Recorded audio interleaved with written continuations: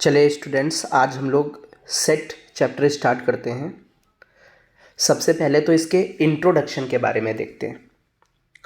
Generally कहते हैं कि जो सेट होता है बेसिक फंडामेंटल होता है इन मॉडर्न मैथमेटिक्स। जैसे लिखा भी है, concept of set is basic fundamental in modern mathematics. It means इसका जनरली मॉडर्न मैथमेटिक्स में बहुत ज़्यादा यूज़ होता है। जनरली और यूजेस देखें तो इसका यूज़ होता है रिलेशन एंड फंक्शंस में। Relations and function generally calculus से रिलेटेड टॉपिक्स है, तो हम कह सकते हैं कि कैलकुलस में सेट का यूज़ होता है। अच्छा, इसके अलावा कुछ एल्जेब्रा के भी टॉपिक्स हैं, जैसे सीक्वेंस एंड सीरीज़। इसमें सेट का यूज़ होता है। इसमें एक सीरीज़ टाइप की होती है, उसमें भी सेट ऑफ नंबर्स होता है। कहीं उसका सम निकालना होता है या उसका nth टर्म निकालना होता है, इस तरीके से होता है। परमुटेशन एंड कॉम्बिनेशंस में भी ऑब्जेक्ट का ग्रुप्स वगैरह होता है, कलेक्शन होता है, तो उसमें भी सेट की बात करते हैं। And also use in probability. Okay, तो जनरली हम लोगों ने अभी देखा कि जो सेट थ्योरी है उसका मॉडर्न मैथमेटिक्स में, कैलकुलस में, सीक्वेंस एंड सीरीज़ में, परमुटेशन कॉम्बिनेशन एंड प्रोबेबिलिटी में यूज़ ज़्यादा होता है। अच्छा, जनरली हम लोग कहते हैं कि भाई जो थ्योरी ऑफ सेट है ये was developed by German mathematician George canter. जो ये सेट का कॉन्सेप्ट था ना, तो ये जनरली एक जर्मन मैथमेटिशियन जॉर्ज कैंटर ने दिया था। ओके, चलिए अब हम लोग डेफिनेशन ऑफ सेट के बारे में देखते हैं। सेट की डेफिनेशन क्या है? तो जनरली कहते हैं जो सेट होता है वो कलेक्शन होता है। वो भी किसका कलेक्शन होता है? वेल डिफाइंड डिस्टिंक्ट ऑब्जेक्ट का। कहते हैं set is a collection of well defined object. Okay, collection की जगह वर्ड यूज कर सकते हैं aggregation of distinct object, class of distinct object, group of distinct object. Clear है? बट ये जो ग्रुप है या क्लास है या कलेक्शन है डिस्टिंक्ट ऑब्जेक्ट का, ये वेल डिफाइंड होना चाहिए, तभी वो कलेक्शन हमारा सेट कहलाएगा, नहीं तो नहीं कहलाएगा। ओके, अच्छा, इसके बाद हम लोग कहते हैं जो सेट है जनरली कैपिटल लेटर्स से डिनोट किया जाता है। जनरली ऐसा करते हैं। ओके, जैसे अब किसी बुक में या किसी एग्जामिनेशन में अब कैपिटल लेटर से नहीं लिखा, उसको भी सेट बोल दिया उन्होंने, तो हमें वो कंसीडर करना पड़ेगा। सिमिलरली जनरली हम लोग एलिमेंट्स को स्मॉल लेटर्स से डिनोट करते हैं, और एलिमेंट्स का एक और नाम बोल सकते हैं मेंबर्स या ऑब्जेक्ट। जनरली ये जो एलिमेंट्स होते हैं ये सेट के अंदर जो लिखे होते हैं ऑब्जेक्ट, वो होते हैं। क्लियर है? तो आई थिंक सेट की डेफिनेशन क्लियर हो गई होगी। Set is a well defined collection of distinct object, मतलब जो डिफरेंट डिफरेंट ऑब्जेक्ट का कलेक्शन होना चाहिए। ये नहीं कि एक ही अलाइक काइंड के एक जैसे ऑब्जेक्ट हैं उनका कलेक्शन की बात करें। ओके, और तो क्या, और दूसरी बात हमने बात की कैपिटल लेटर से सेट को डिनोट करते हैं। तीसरी बात है इनके एलिमेंट्स को स्मॉल लेटर। स्टूडेंट्स, अब हम लोग कुछ कलेक्शंस लेते हैं और उनमें से देखते हैं कि कौन कौन से सेट हैं और कौन कौन से नहीं हैं। जैसे फर्स्ट एग्जांपल है आपका collection of vowels in English alphabet.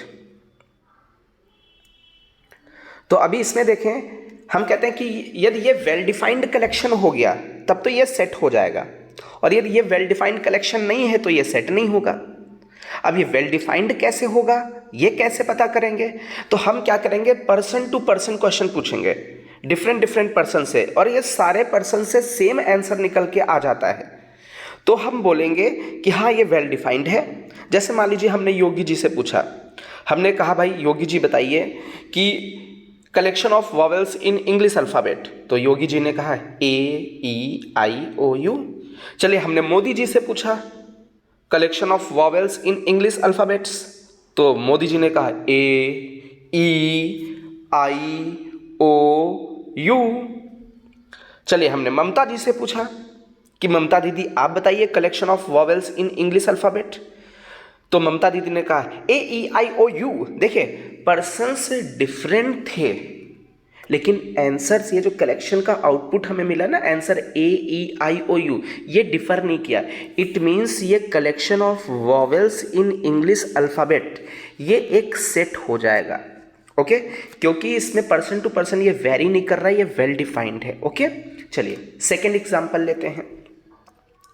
Second example में आपका बात की गई है कलेक्शन ऑफ 5 बेस्ट क्रिकेटर्स की। वैसे इसमें भी हम लोग क्वेश्चन करते हैं। जैसे एक हमने ले लिया भाई रामलाल, हमने कहा भाई रामलाल आप बताओ कलेक्शन ऑफ 5 बेस्ट क्रिकेटर्स। तो उसने बोला विराट, सचिन, धोनी, शिखर, रोहित। और वहीं हमने राहुल गांधी से पूछा, तो राहुल गांधी जी आप बताइए collection of 5 best cricketers.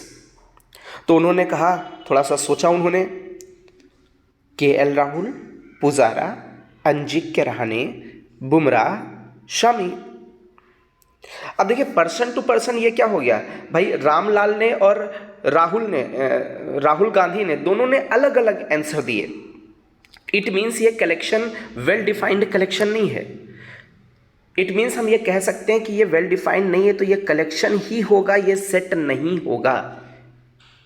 Second example आपका केवल कलेक्शन है, ये सेट नहीं है।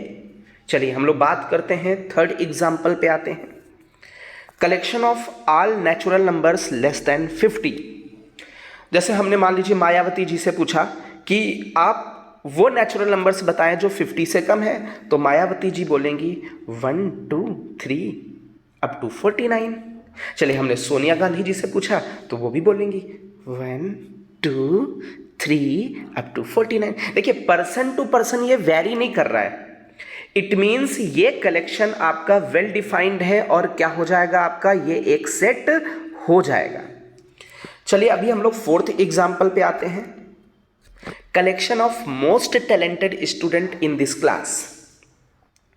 जैसे मान लीजिए हमने पूछा भाई, हमने पूछ दिया कुछ 2 गर्ल्स थी, एक गर्ल थी आपकी अर्चना, दूसरी पूजा। हमने अर्चना से पूछा कि बेटा बताओ आपकी क्लास में सबसे टैलेंटेड स्टूडेंट कौन से हैं, तो उसने बताया सर रामू, श्यामू। प्रियंका से या पूजा से हमने पूछा, पूजा से पूछा कि बेटा आप बताओ आपकी क्लास के मोस्ट टैलेंटेड स्टूडेंट कौन से हैं, तो उसने बताया चिंटू, पिंटू। अब मान लीजिए एक और है, जैसे मान लीजिए हमने प्रियंका ले लिया, प्रियंका से पूछा बेटा आप मोस्ट टैलेंटेड स्टूडेंट बताइए, मान लीजिए 2 ही स्टूडेंट्स के एग्जाम्पल ले रहे हैं हम, तो उसने बोला सर इटसेल्फ, मतलब वो खुद का अपना नाम बता रही है। ऐसा भी हो सकता है कि किसी से पूछें वो अपने आप को ही टैलेंटेड सोचेगा, तो ये पर्सन टू पर्सन क्या हो जाएगा, वेरी कर जाएगा और अपने एक फ्रेंड का नाम ले लेगी। तो ये पर्सन टू पर्सन ये कलेक्शन क्या हो रहा है, वेरी कर रहा है। इट मीन्स ये कलेक्शन वेल डिफाइंड नहीं है और ये सेट नहीं है, और सेट नहीं है तो क्या है, तो ये एक कलेक्शन है। ओके, चलिए हम लोग फिफ्थ एग्जाम्पल पे आते हैं। Collection of most difficult topic in mathematics. जैसे मान लीजिए हमने राम से पूछा, राम आप बताओ मैथमेटिक्स के सबसे डिफिकल्ट 2 टॉपिक्स ही बता दीजिए, सारे तो नहीं बता सकते। तो राम ने बोला सेट और इंटीग्रेशन। वही हमने सीता से पूछा आप बता दो कोई 2 most difficult topic in mathematics, तो उसने बोला सर कॉम्प्लेक्स नंबर बड़ा कॉम्प्लेक्स है और मैट्रिसेस भी सर कॉम्प्लेक्स है, तो उसको ये 2 टॉपिक्स कॉम्प्लेक्स लगे। It means person to person ये वेरी कर रहा है, इट मीन्स ये कलेक्शन सेट नहीं होगा।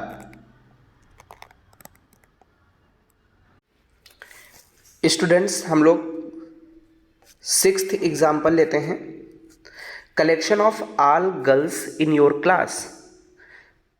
तो जैसे मान लीजिए हम किसी से भी पूछें, जैसे मान लीजिए हमने एक बच्ची है चिंकी, उससे पूछा बेटा आप बताओ collection of all girls in your class, तो उसको पता होगा कि कितनी गर्ल्स हैं उस क्लास में और विद नेम भी पता होगा, रजिस्टर उठा के देख सकती है वो, तो उसका जो आंसर आएगा वो फिक्स आंसर आएगा।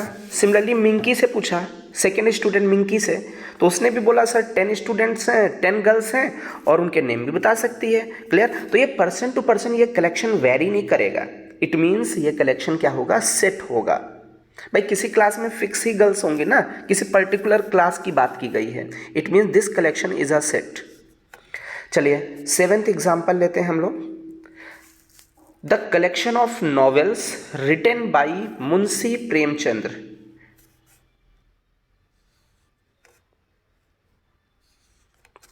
अब बहुत ध्यान से देखिए, इसमें हमने मान लीजिए निराला जी से पूछा, निराला जी आप बताइए मुंशी प्रेमचंद्र द्वारा लिखे गए नॉवेल्स कितने, तो वो कहेंगे नेट पे उठा के सर्च मार लीजिए। भाई मरने से पहले जितने उन्होंने लिखे होंगे उतनी तो फिक्स होंगे ना, वो तो वेरी नहीं करेंगे। मैंने रामधारी सिंह दिनकर से पूछा, उन्होंने भी यही जवाब दिया। तो भाई यार ये तो फिक्स है ये कलेक्शन, इट मीन्स ये कलेक्शन क्या हो जाएगा, सेट हो जाएगा। चलिए 8th एग्जाम्पल पे आते हैं हम लोग। Collection of most dangerous animal.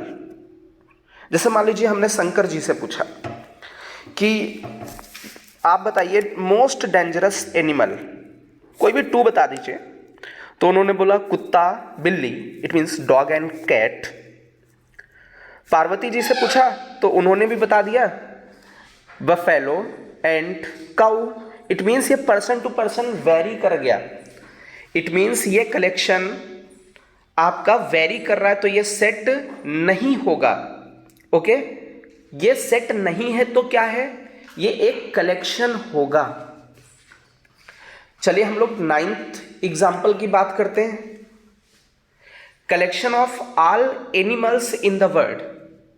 तो भाई बहुत ध्यान से देखिए, ये 9th एग्जाम्पल जो है ये एक सेट है। कैसे है, बहुत ध्यान से देखना, थोड़ा सा ये डिफरेंट टाइप का क्वेश्चन है। जैसे हम कहते हैं कि collection of all human beings बताओ, इट मीन्स आप इंडिया की पॉपुलेशन को, ऑस्ट्रेलिया की, चाइना की, सबकी पॉपुलेशन को ऐड कर दीजिए, collection of all human beings आ गए। वही सिमिलरली हम एनिमल्स को भी काउंट कर सकते हैं। इट मीन्स ये वेल डिफाइंड है, हम किसी से भी पूछेंगे तो ये answer person to person vary नहीं करेगा, इट मीन्स ये कलेक्शन होगा।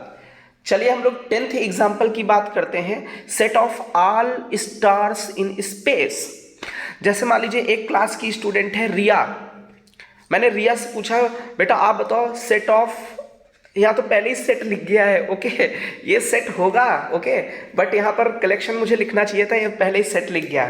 तो बात करें बेटा collection of all stars in space, तो बोलेंगे सर स्पेस में जितने स्टार है वो तो फिक्स है ना, तो वो चेंज नहीं हो सकते। मैं किसी और से, दिया मिर्जा से पूछ दूं तो दिया मिर्जा भी कहेगी सर फिक्स हैं, स्पेस में स्टार कितने होते हैं वो भी फिक्स हैं। जैसे मैं मान लीजिए किसी और हीरोइन से पूछ देता हूँ, मैं मान लेता हूँ कि कैटरीना कैफ से पूछ देता हूँ, तो कैटरीना कैफ भी पूछेगी सर स्पेस में जितने स्टार है ना उतने ही होंगे, वेरी नहीं करेंगे सर। तो इट मीन्स ये कलेक्शन वेरी नहीं कर रहा है, तो ये क्या है, ये आपका वेल डिफाइंड है, सेट है। Okay clear.